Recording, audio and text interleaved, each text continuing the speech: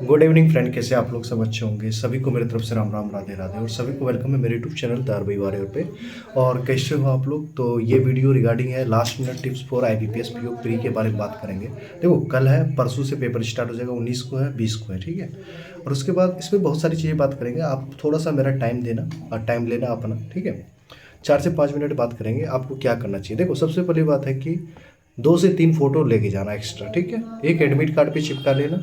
उसके अलावा क्या करना, आधार कार्ड का फोटो कॉपी ले लेना और आधार कार्ड लेके जाना। मतलब जो भी आप आईडी प्रूफ ले जाओगे उसका फोटो कॉपी लेके जाना। मैंने देखा कि मैक्सिमम क्या आप कह सकते हो कि कुछ ऐसे बच्चे हैं सेंटर पे परेशान होते हैं, और सेंटर पे भी रहता है, बट कभी कभी आप आउटसाइड जाते हो तो वहाँ पे नहीं हो प्रिंट आउट वाले दुकान, तो दिक्कत हो जाएगा, ठीक है।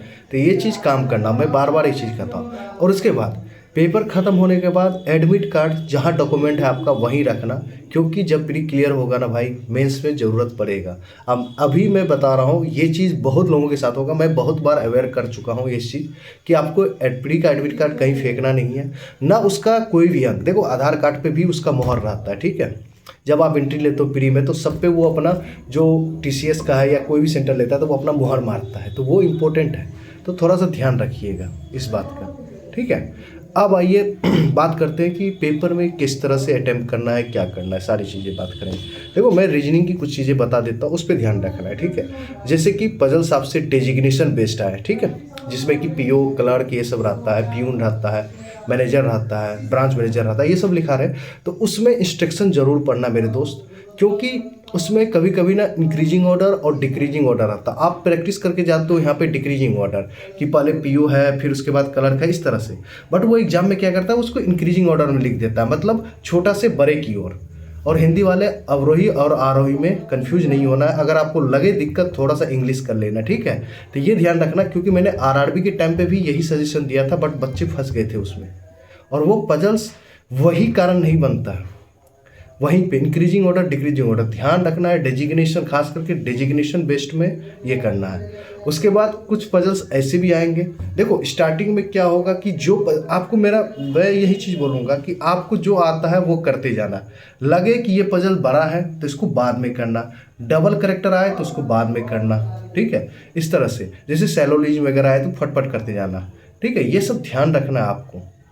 और एक्यूरेसी मेंटेन करना है, खास करके मैथ और रीजनिंग में जितना हो सके 100%, उसमें एक गलती नहीं। क्योंकि फर्स्ट शिफ्ट छोड़ के आपके जितने भी शिफ्ट होंगे वो मॉडरेट साइड जाएंगे, मतलब मॉडरेट टू ऊपर ही जाएंगे। तो उसमें क्या होगा कि मैंने पिछले ईयर भी देखा है कि मेरे खुद के नंबर आप देख लेना, IBPS PO के मैथ में 7 नंबर इंक्रीज हुए हैं, ठीक है। 6-7 नंबर 5 नंबर बढ़ जाएंगे अगर मॉडरेट रहा। अगर आप मान लो कि मैथ आपका डिफिकल्ट आ रही है या मॉडरेट आ रही है, आप उसमें 16 कर रहे हो, 17 कर रहे हो, तो एक्यूरेट करना। अगर वहाँ पे आप गलती कर गए ना तो वो फिर आपसे नंबर नहीं बढ़ाएगा, काट लेगा नंबर। तो ये सब ध्यान रखना है। देखो, जो जो चीज़ होगी आपके, मान ले मॉक में, जो भी मॉक में नंबर आया एक्सेप्ट कर लो, कोई बात नहीं, परेशान नहीं हो रहा है कि मेरे मॉक्स में 45 ही आ रहे थे, कोई दिक्कत नहीं है। मैं बार बार बोलता हूँ कि एग्जाम और मॉक्स में ना बहुत डिफरेंस होता है। क्या कि मॉक्स में बहुत लेवल अप भी हो जाते हैं, कभी कभी लो हो जाते हैं। मैंने 2 एग्जाम्पल, इसलिए मैंने कल बच्चों के साथ जो हमारे ग्रुप पे है, मैंने आपको क्या बोला कि गाइडली का 12 नंबर टेस्ट दो। उसमें आपके मोस्टली के 60+ ही नंबर थे लगभग के, उसमें कुछ बच्चे तो 80+ भी नंबर लेकर आए।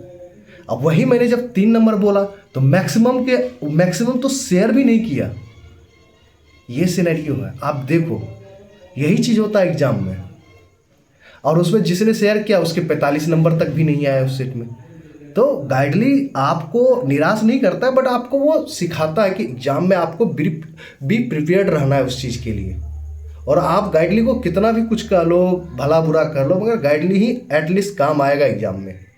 वो आपका माइंड सेट करके जाता है भाई कि मैथ का अगर देखो, आप गाइडली को ऑब्जर्व करोगे ना, 35 में से वो आपको नहीं बोल रहा है कि IBPS भी ये नहीं बोल रहा है कि आपको 30 ही बनाना है।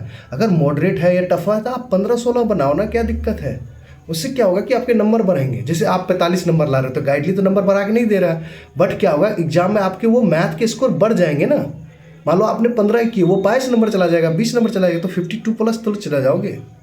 तो ये चीज़ ध्यान रखना आपको, ठीक है। और इंग्लिश में जो पहले आता है आपको सबसे पहले वही करना मेरे दोस्त, ठीक है। इंग्लिश में लगता है कि फिलर आपको आता है तो फिलर ढूंढ के बनाना, ग्रामेटिकल आता है तो ग्रामेटिकल बनाना। आरसी को स्टार्टिंग में हाथ मत लगाना। आरसी के लिए देखो 20 मिनट है ना, कम से कम 8 minute minimum to minimum 8 minute रखना आरसी के लिए। उसके अलावा 12 से 13 मिनट जितना हो यूटिलाइज कर लेना उधर छोटे छोटे क्वेश्चन में, ठीक है। उसके बाद आओ मैथ्स की बात करते हैं। मैथ्स में एक चीज़ बता देता हूँ, पहले क्लियर कर देता हूँ। अगर सीरीज आए वो रॉन्ग हो या मिसिंग हो, हमेशा 2 मिनट देना ही देना, बाद के लिए मत रखना। 2 मिनट में वो 3 बने, 4 बने या 1 बने या ना बने, बट 2 मिनट यूटिलाइज करना, ठीक है। मैं बार बार बोल रहा हूँ, ये सोच के मत जाना कि रॉन्ग सीरीज आया तो मैं नहीं बनाऊंगा। नहीं भाई, 2 मिनट दो आप, 2 मिनट में जितना बने बना के निकल जाओ। मेरा ये स्ट्रेटेजी आप एक बार देखना करके। रॉन्ग सीरीज से मैं देखता हूँ कि आजकल एग्जामिनर ने खेला कर रहा है।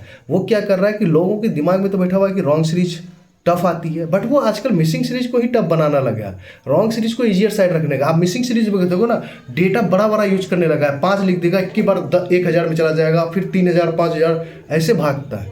तो आपको हमेशा 2 मिनट देना है, कोई भी हो सीरीज, मिसिंग हो रॉन्ग हो, उसको देना है, ठीक है। 2 मिनट में 3 बने, मिनिमम टू मिनिमम 3 तो बना ही लोगे, मुझे पता है। बट वो बन जाएगा ना तो आप माइंड रिलैक्स हो जाएगा। अगर आपने छोड़ के कहीं और दूसरी जगह इन्वेस्ट कर दिए टाइम मैथ में, और आप सोच रहे हैं कि 1 मिनट में बना लूँगा, उस टाइम में प्रेशर बिल्ड होगा, वहाँ पे आप गलत अटैम्प्ट कर लोगे, ठीक है। अब कैसलेट को भगवान प्लीज़ मैं रिक्वेस्ट करता हूँ, कैसलेट को हाथ मत लगाना। वो कितनों से कितनों छोटा क्यों ना हो, बाद में ही बनाना उसको। जब लगे कि नहीं बन रहा है तब उठा के बनाना।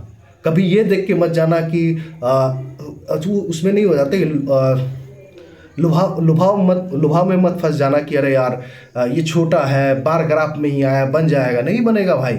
वो कोई ना कोई ऐसे वर्ड यूज करेगा, आपका वो टाइम खा जाएगा, उसके बाद बर्बाद कर देगा, वो प्रेशर बिल्ड कर देगा अदर चीज़ पे। और याद रखना, अगर मान लो किसी का पेपर हो, अगर मान लो कि रीजनिंग खुला और रीजनिंग में आपसे कम अटेम्प्ट बने ना, मान लो कि 20 बना और परफॉर्मेंस यहाँ पे 30 कर रहे हो, तो घबराने की ज़रूरत नहीं है मेरे दोस्त। ये याद रखना मेरे दोस्त। उससे क्या होगा कि मैथ वाले पे इम्पैक्ट पड़ जाएगा। आप मान के चलना कि ठीक है 20 बना, कोई बात नहीं है, मैं एक्यूरेट इधर भी करते चलूँगा। ये नहीं सोच लेना कि इधर 20 बना है, अरे यार मैथ में भी 20 बना है तो मैं इंग्लिश में 25 करके आ जाऊँ ज़बरदस्ती के। मेरे इंग्लिश में स्कोर नहीं भी आ रहे तब भी अटेम्प्ट दिखाने के लिए। और don't compare with other shifts please यार। फर्स्ट शिफ्ट खत्म हो, मानते हैं कि फर्स्ट शिफ्ट में लोगों के 60 बनाएंगे 70 बनाएंगे, तो उससे कंपेयर मत करना।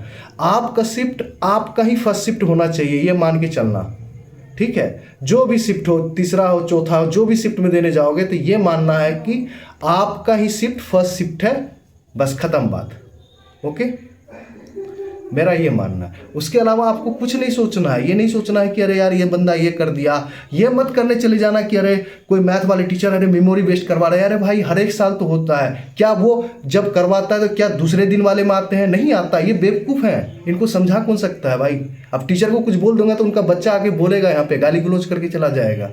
यही चीज़ चल रहा है ना। प्रीवियस ईयर का ना इस बार आता है, ना उसके जो प्रीवियस एट ए मोमेंट करवाता है उस टाइम में मेमोरी बेस्ड, न वो आपको आगे वाला एग्जाम में आता है, और ना डिट्टो क्वेश्चंस आते हैं। वो जमाना चला गया। अगर मैं यही 5 साल 4 साल पहले आप देखोगे ना एग्जाम, तो लोग सोचता था ना कि मेरा ना लास्ट शिफ्ट में हो, सेकेंड शिफ्ट थर्ड शिफ्ट में हो, तो उसमें क्या होता है ना कि पजल जो पैटर्न पहले शिफ्ट में पूछा ना वही पूछता, तो लोग के माइंड में वो सेटअप हो जाता था। तो ये मत गलती करना मेरे दोस्त।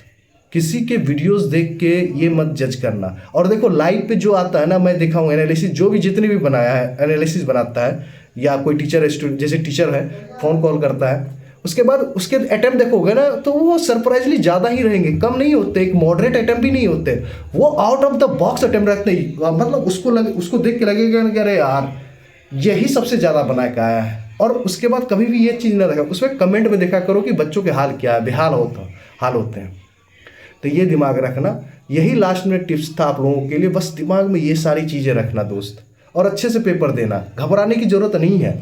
बस क्या होगा, आप पेपर देने जाओगे, बस ये एग्ज़ाम से पहले ये मत सोचना कि मेरे से नहीं होगा, कि मेरे से ना ये गड़बड़ हो गया। नहीं, एक एग्ज़ाम आपकी लाइफ को डिसाइड नहीं कर सकता है, और ये 1 घंटा आपकी लाइफ को डिसाइड भी कर सकता है। बस बी पॉजिटिव, बी अवेयर। मैं बार बार बोलता हूँ कि अवेयरनेस ज़रूरी है, और डॉक्यूमेंट वगैरह सारा चीज़ रखिएगा बढ़िया से। जितना आप हंसते खेलते जाइएगा पेपर उतना बढ़िया होगा। तो ओवरलोड लेके जाइएगा, पेपर खराब हो जाएगा मेरे दोस्त, ठीक है। और किसका किसका कितना बजे पेपर है सब लोग मेंशन कर देना, और सभी को बेस्ट ऑफ लक।